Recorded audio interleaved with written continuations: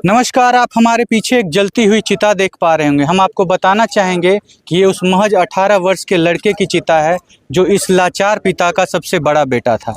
महज 2 दिन पूर्व इसका विवाह हुआ था और विवाह होने के 2 दिन पश्चात इस लड़के को समाप्त कर दिया जाता है। इसका शव सुबह 6 बजे एक रेलवे की पटरी पे प्राप्त होता है।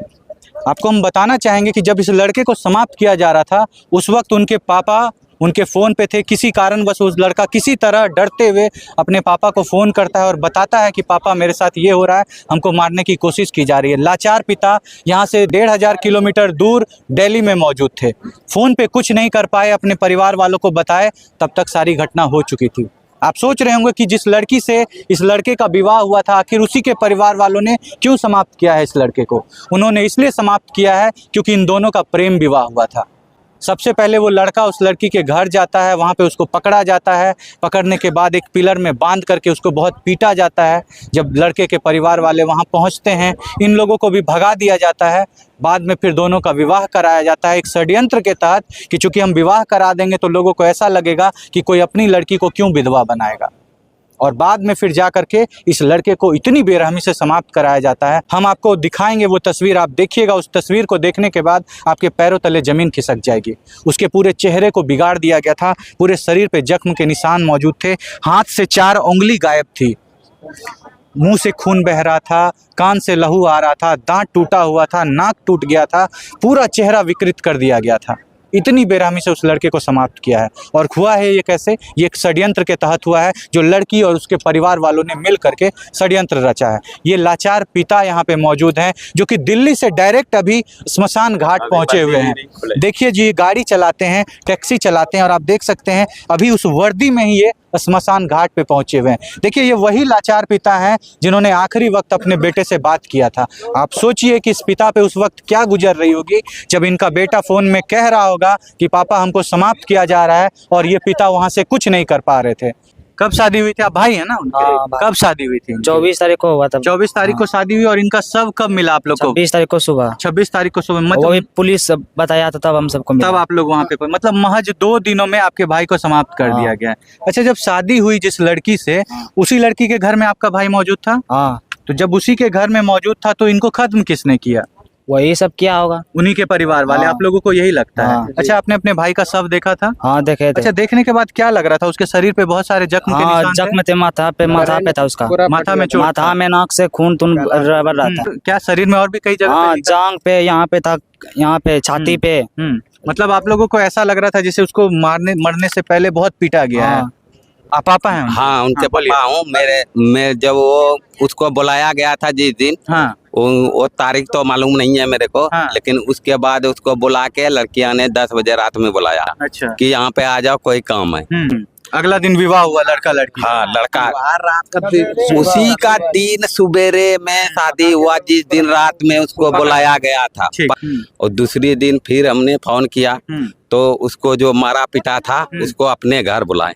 आप बुलाए अपने? हाँ, अपने घर बुलाए वहीं से। तो उसको बुलाओ तो वो छिपते छिपते डर से मतलब घर आए। आपके घर आए? हाँ, मेरे घर आए। मैं अपने जनानी को बोला, बीबी को, कि उसको वहीं पे रहने दो 2-3 घंटा अपने घर में।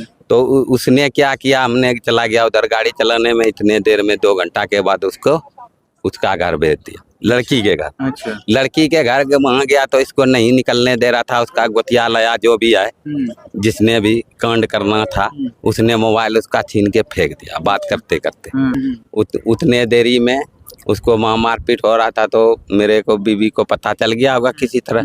तो उसने बोला कि सुनते हो जी, यहाँ पे उसको बांध के रखा है, घर में मारपीट कर रहा है। तो मैं अपने छोटे वाले लड़का को बोला, गोतिया भाई को बोला, जैसे ऐसे समस्या है, जाइए वहाँ क्या हो रहा। तो उसने वहाँ पे नहीं जाने दिया। ये लोग गया कि नहीं गया सर, मैं तो वहाँ ड्यूटी करने में रह गया दिल्ली में। हाँ, तीसरा दिन में इसका 2 बजे 11:56 में अभी जो भी बात हो रहा था, मेरे बेटा एक ही बार बोला कि पापा मार रहा है, नहीं बचेंगे। अच्छा, आपको फोन किया था आपका बेटा? हम ही किए थे, हम ही किए थे। हाँ, अभी भी टाइम है, टाइम टेबल उसको खत्म किया जा रहा था, फोन में थे। हाँ, वो बिहार में जो उसको मार रहा था, तो उसने एक बार बोला कि पापा किसी तरह लगा दिया होगा, वो कितनों मरता होगा, तो लग गया मेरे नंबर पे। तो उसने बोला कि पापा हमको मार रहा है बिहार। तो हमने फिर कन्याई को बोला, कन्याई को पूछा हमने, फिर भी कन्याई को नहीं बोला, तो क्योंकि ये बोल दिया, उससे पहले मेरे को इससे बात हो गया था, तो बोला कि उसी के ससुराल में है और कहाँ रहेगा।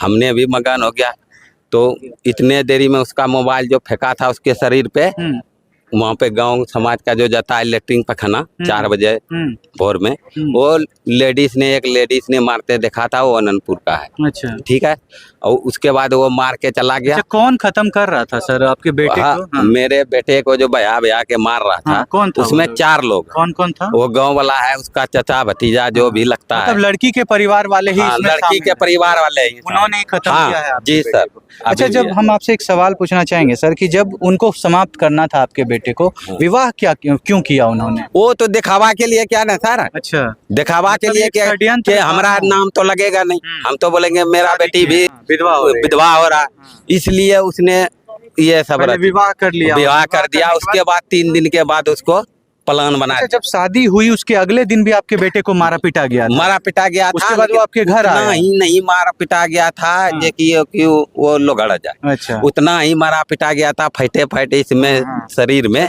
भीतर मार, जो वो सह लिया। और उसके बाद हमने घर बुला के उसको नवा सुना के दवा दारू दिला। और अगले दिन फिर वापस वहाँ जाता है? दूसरा दिन का मतलब तीसरा दिन रात में उसको कंडे कर दिया, जो बोला कपड़ा सिला के कपड़ा देंगे, नया कपड़ा भेजेंगे, और उस दिन समाप्त कर दिया। उसी रात में कंड कर दिया। तब शादी हुई और शादी के तीसरे दिन आपके बेटे को दिन मार दिया और भैया के मारा गया। अच्छा, इसमें लड़की भी शामिल है और उसके पूरे परिवार? पूरे परिवार। लड़की को तो उसका मम्मी जो बोलता है, गोतिया जो भी बोलता है, उसका चचा सब की ऐसे सिखा रहा हूँ, ऐसे बताना, ऐसे बोलना, ऐसे करना, वही वो बोल रहा, वही सब सारा। हाँ, वही बोल रहा। देखिए, अभी आपने उनके पापा की सारी बातों को सुना और सुनने के बाद आपको स्पष्ट हो रहा होगा कि आखिर इस घटना में क्या हुआ है।